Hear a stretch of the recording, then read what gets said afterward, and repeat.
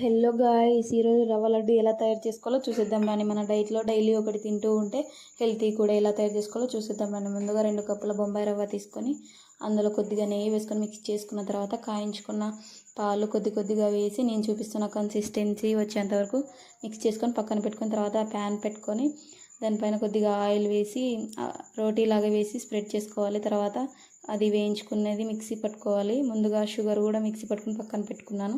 2 mix చేసి dry fruits వేయించుకొని అందులో వేసుకున్న తర్వాత కొద్దిగా నెయ్యి వేసి చుట్టుకునేంత లాగా కలుపుకున్న తర్వాత లడ్డూలు చుట్టుకుంటే రెసిపీ రెడీ అయినట్టు. సో డైలీ ఒకటి తింటే హెల్తీ కూడా, స్కిన్ గ్లోయింగ్గా కనిపిస్తుంది. బయట పిల్లలకి స్నాక్స్ బదులు ఇలా ఇంట్లో చేసి పెడితే హెల్తీ అండ్ హైజీనిక్ కూడా.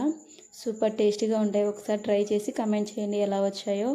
ఇంకేమేమి వీడియోస్ కావాలో కమెంట్ చేస్తూ ఉండండి. Subscribe to our channel guys. Do follow.